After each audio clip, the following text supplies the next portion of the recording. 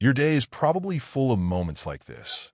You sit down to study or work, swear you'll have total focus, and 5 minutes later you're deep into a random video you don't even remember clicking. Deep down, you know your brain was made for more than living on autopilot between notifications, but it feels like your attention has a mind of its own. And no matter how many motivational quotes you see about discipline, consistency, and results, the distractions keep winning the game. What if the problem isn't you, but the way your brain has been trained? What if there were a practical technique, a real mind hack, that uses neuroplasticity to reprogram your attention, like a Japanese technique adapted to your daily life? A method to stop getting distracted, build emotional control, and enter deep focus on command, without needing superhuman willpower. Imagine sitting down to study and actually finishing what you started, feeling that quiet self-confidence of someone who finally took back control. The technique to eliminate distractions is exactly about that, turning focus into something trainable, predictable, and almost automatic. You'll see how to create a deep focus routine, how to study better, and how to build a method for extreme focus that fits your reality, not a fantasy. Step by step, you'll understand why your attention was being stolen ***, how to reclaim it, and how to use it to build entrepreneurship projects, a stronger mind, and a life with more presence and less noise. And once you experience this level of clarity, it's hard to want to go back to the old way of living. Today, anyone who understands the attention economy sees that the real currency isn't time, it's focus. Every app on your phone is fighting to own your mind. Social media, games, news, streaming, all competing for the same limited resource that could be used for entrepreneurship, deep focus, and real results. Notifications, likes, and tiny motivational quotes flash like candy in front of your brain, pulling you away from consistency, discipline, and self-confidence. The more emotional control a person loses, the more easily they fall into this trap of micro-distractions that feel harmless but cost a lot. Little by little, the ability to build a deep focus routine and total focus on what matters starts to erode. None of this is an accident. The design of notifications, autoplay, and infinite scroll was built exactly to keep you hooked on short, shallow stimuli instead of training the brain for extreme focus. Instagram Reels, TikTok, and YouTube Shorts serve one clip after another, using neuroplasticity to teach your brain to crave constant novelty instead of discipline for studying or improving concentration. Each swipe is a tiny mind hack that rewards you instantly, while quietly killing your patience for long-term entrepreneurship projects, serious study, and meaningful results. It feels relaxing, but it actually drains your energy to build real self-confidence and emotional control. And the scariest part is that most people think this is normal life. But in a world where everyone's attention is scattered, the person who learns how to stop getting distracted and how to have total focus becomes rare, almost dangerous, in a good way. When someone starts training the brain intentionally, using the same neuroplasticity that apps abuse, they begin to unlock deep focus, better study habits, and a method for extreme focus that most people never access. What looks like discipline from the outside is, on the inside, a set of quiet choices that protect their attention as if it were gold. And once this mindset clicks, the person naturally becomes curious about the next step, understanding how attention gets fragmented and why thinking deeply is getting harder for almost everyone around them. Today, most people live with fragmented attention without even noticing it. The mind keeps jumping from WhatsApp to Instagram, from email to YouTube, from one tab to another, never staying long enough to go deep. This kills consistency and makes it almost impossible to build a deep focus routine or any serious discipline for studying. The person sits down to study, but in reality, they're just switching tasks every few seconds, training the brain to hate stillness and depth. Over time, this weakens self-confidence because they see a lot of effort but very few real results. Imagine someone trying to read a complex text while messages keep popping up on the screen, one from work, another from a friend, a notification from a game, then a new video suggestion. Every interruption forces the brain to do a quick context switch, and each switch burns mental energy that could be used for deep focus and training the brain for extreme focus. This constant jumping blocks neuroplasticity from building strong, clear connections, which are needed to truly understand difficult ideas. The person ends up rereading the same paragraph several times, feeling dumb, when the real problem is the environment stealing their attention. That's how procrastination often starts, not from laziness, but from an overloaded and scattered mind. This fragmented attention also silently attacks creativity and entrepreneurship potential. Big ideas rarely appear in a mind that's checking the phone every 2 minutes. They show up when there is enough emotional control to stay with one thought long enough for it to grow. When the person finally learns how to study better, how to stop getting distracted, and how to have total focus, something powerful happens. Their thinking becomes deeper, calmer, and much more original. And once they notice this difference, they naturally start asking themselves what is really happening in their brain every time they try to multitask between so many things at once. Everyone loves to say they're great at multitasking, but the brain didn't sign that contract. It can't run 2 complex tasks at once. It just switches super fast between them, paying a hidden tax in time, energy, and accuracy. Every time someone replies to a message while watching a class, their mind has to drop one context, pick up another, then try to remember where it stopped, burning fuel that could be used for deep focus and real results. What feels like efficiency is often just mental noise dressed as productivity. And that constant switching slowly eats away at self-confidence, emotional control, and consistency. Think about someone trying to study better while checking their phone every few minutes. They watch 2 minutes of the lesson, answer a notification, jump to social media, then come back and think, where was I? That's the refocus time nobody counts, but the brain always pays for. Instead of training the brain for extreme focus, this habit trains it to crave interruption, sabotaging discipline for studying and any chance of deep focus routine. It's like asking the mind to sprint and meditate at the same time. It just can't. Over time, this pattern creates a quiet frustration. Lots of effort, very few results. The strategy is to negotiate multitasking for intentional single-tasking blocks, even if they start small, 15 to 20 minutes of pure, undisturbed attention. In those moments, neuroplasticity finally works in your favor, wiring the brain for deep focus, better concentration, and the kind of discipline that entrepreneurship and big projects demand. Emotional control grows because the person stops reacting to every ping and starts choosing where attention goes. And once they experience the power of this one thing at a time approach, the next question naturally arises: how to transform this skill into a real competitive advantage in the job market. In a world where almost everyone is half distracted, deep focus becomes a superpower.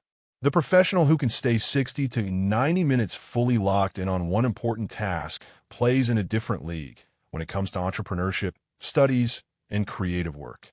While others keep jumping from notification to notification, this person builds consistency, emotional control, and real discipline that naturally lead to better results. Deep focus isn't just a nice skill. It quietly becomes the main difference between average output and exceptional work. And the market always notices who delivers something truly above average. Think about programmers, designers, video editors, scriptwriters, and entrepreneurs. None of them creates something exceptional in 30-second chunks between one notification and another. They need blocks of uninterrupted time where the brain can enter deep focus and use neuroplasticity to connect ideas at a higher level. In those blocks, training the brain stops being theory and becomes a practical method for extreme focus. Fewer mistakes, more creativity, and a sense of flow that boosts self-confidence.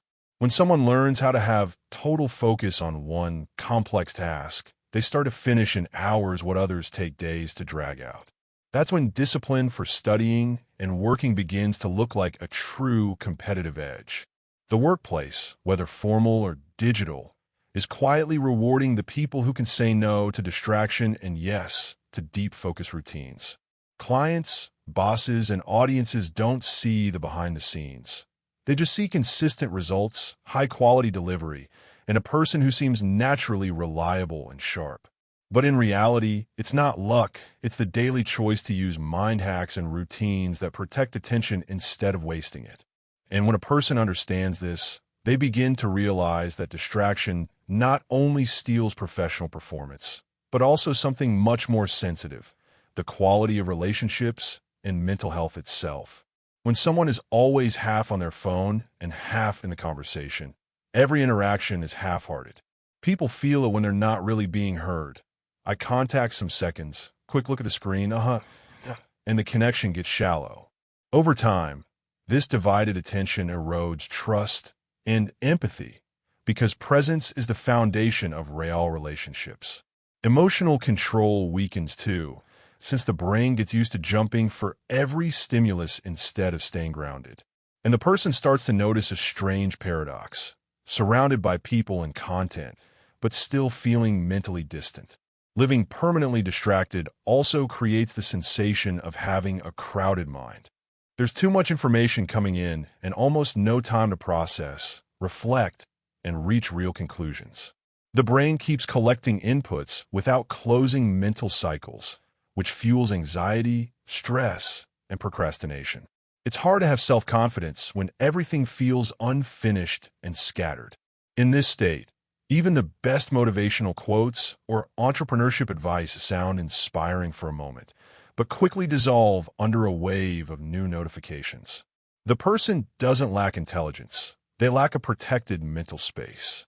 This constant partial presence makes simple tasks feel heavier than they really are.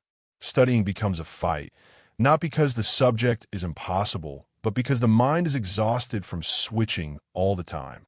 Without a deep focus routine, even leisure stops being truly restorative. The person rests scrolling, but the brain never really relaxes.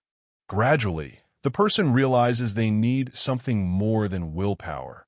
Rituals, environments, and small triggers that help them enter a deeper state of presence.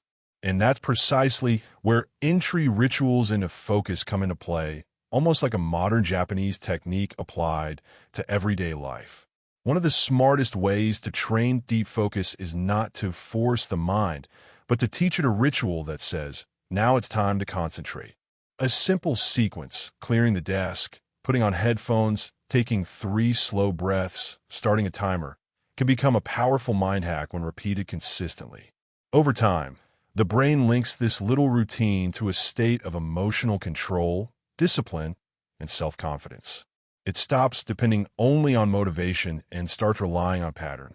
That's how entrepreneurship projects, study sessions, and any deep focus routine start to feel more natural and less like a daily battle. For studying, a person might create a short pre-game routine. Leave the phone in another room, open only what's needed, take a sip of water, set a 25 to 40-minute deep focus block. This becomes a Japanese-like technique of respect for the moment. During this time, it's just you, the material, and your future results. For creative work, writing scripts, designing, editing videos, the ritual might include a specific playlist, lighting, or even a phrase said out loud to signal the brain. The goal is always the same, training the brain through neuroplasticity to associate that mini ceremony with how to have total focus on one task. At first, this may look too simple to work, but that's the secret. The brain loves repetition and clear signals. When the same ritual is done every day, it becomes an automatic bridge from distraction to deep focus, making it much easier to overcome procrastination and enter a state of extreme focus. Gradually, the person realizes they no longer need to rely so much on willpower because their own body already knows what the next step is. And when this ritual is combined with a well-planned environment, where it's easier to focus than to get distracted, the attention game changes to a whole new level. One of the biggest secrets of deep focus is understanding that distraction usually begins before the actual work. It starts with the way the environment is set up.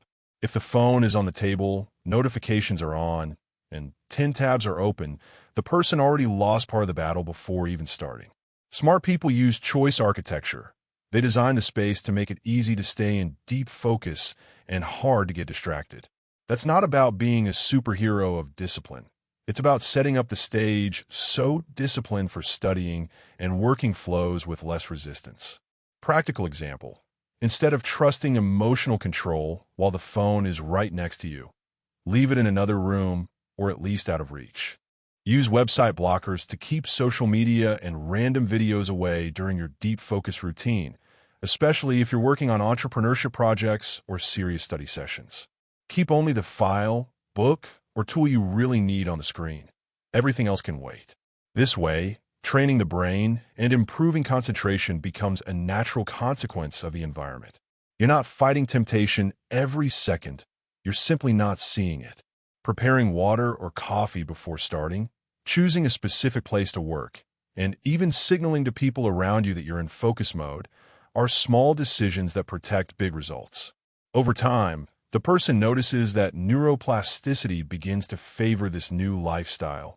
The brain gets used to focusing faster when it enters that setup. Slow focus breaks become a rare event and become part of one's identity. And when breaks are also consciously planned, instead of disguised escapes, the energy and attention cycle becomes even more powerful. One of the biggest lies of the attention era is calling endless scrolling rest. The person says they're taking a break, but their brain is being bombarded by rapid stimuli. New videos, new posts, new notifications. That's not real recovery. It's just another form of distraction wearing pajamas. True rest is a conscious pause. Standing up, stretching, breathing deeply, taking a short walk, or simply looking out the window and letting the mind breathe. These small acts restore emotional control and prepare the brain for another round of deep focus. Healthy micro breaks respect how the brain actually works. After 25 to 60 minutes of concentrated effort, whether studying, working on entrepreneurship ideas, or doing creative tasks, the mind benefits from a short reset of 3 to 10 minutes. In that time, instead of grabbing the phone and diving into more dopamine, the person can drink water, move the body, or practice a few mindful breaths. Thus, neuroplasticity is used to strengthen the effort recovery cycle and not to create addiction to empty stimuli. The result is more discipline, better consistency, and higher quality results over the day. When breaks turn into dopamine loops of random videos and infinite feeds, something different happens. The brain returns to work more tired, not more rested. Tasks feel heavier, procrastination grows, and self-confidence drops because the person feels they have no control even over their own rest. Choosing conscious pauses is a subtle but powerful mind hack to protect deep focus and improve concentration. The easiest way to think about focus is to see it like a muscle. You don't start at the gym lifting the heaviest weight on day one. In the same way, you don't go from 0 to 2 hours of deep focus overnight without frying your brain. A smarter path is to begin with small, realistic blocks, 10 to 15 minutes of pure attention, then slowly increase as your mind adapts. This progressive training builds discipline, consistency, and self-confidence because you're collecting visible wins instead of daily frustrations. And each block becomes another step toward the kind of concentration entrepreneurship and big goals demand. A simple progression might look like this. In week 1, you aim for 2 to 3 sessions of 15 minutes a day, fully focused on one task, studying, writing, coding, planning. In week 2, you go up to 25 minutes. In week 3, 30 to 40 minutes. And with time, you reach 50 to 60 minutes of deep focus without feeling destroyed. The idea isn't to follow a rigid protocol, but to respect your current level and gently push the limit. Meanwhile, you'll be training your brain, using neuroplasticity to make this state of concentration increasingly natural. Step by step, you're installing a method for extreme focus inside your own mind. What surprises most people is how this training changes not only productivity, but also emotional control. As you get used to sitting through the initial discomfort, those first minutes where the mind wants to escape, You become mentally tougher and less a hostage to distractions. Procrastination loses strength because you know exactly how to start. One small block, not a giant mission. And when this progressive, focused practice connects with a deeper sense of presence and purpose, focus ceases to be just a productivity tool and begins to touch something much bigger in the way we live. At some point, deep focus stops being just a productivity trick and starts to feel like a way of living. When a person chooses to be fully present in a meal, a conversation, a study session, or even in silence, something inside begins to reorganize. Life stops being a blur of things happening at the same time and becomes a sequence of real moments truly lived. This kind of presence builds emotional control, self-confidence, and inner peace that no motivational quote alone can give. It's not just about getting more results. It's about feeling more alive in each result. Ichigo Zumai, in a modern sense, is like saying, in this moment, I am here completely. It means eating without screens, listening to someone without checking your phone, studying without running away at the first sign of discomfort. This level of attention becomes a form of respect for yourself, for others, and for your own potential. Entrepreneurship, relationships, health, and creativity all gain depth when the person stops living in a fragmented mode.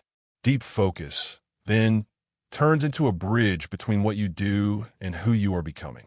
When focus is seen as a spiritual and existential path, discipline stops sounding like punishment and starts feeling like love for your own future. Consistency is no longer just about habits. It becomes a daily choice to align thoughts, feelings, and actions with a clear purpose. Training the brain, using neuroplasticity, and building a deep focus routine turn into a kind of inner craftsmanship. You're sculpting your own mind. And from there, it makes much more sense to learn how to eliminate distractions in a practical way, using specific techniques that go far beyond theory. When you get to the end of a content like this, there's always a quiet choice on the table. Close the video and go back to the same patterns or test, in practice, at least one of the techniques you just learned. The truth is, your brain doesn't change because you understand something. It changes because you train it through repetition and small, consistent actions. So pick one thing. Maybe your deep focus ritual, maybe your progressive focus blocks, maybe your conscious breaks, and apply it today, not someday. Ask yourself, what is the main distraction that steals my focus every day? What small change in my environment would make it easier to concentrate and harder to procrastinate? How would my life, my studies, or my entrepreneurship projects look in 3 months if I could truly master my attention? Your answers to these questions are more powerful than any external motivation because they connect focus with your own story, your own purpose. If this content helped you see your attention in a new way and you want to keep training your mind, don't let this be the last step. Hit that subscribe button and turn on notifications so you don't miss the next videos and can continue learning about this topic with new techniques, insights, and practical tools to upgrade your focus and your life. Now it's your move. What are you going to change first?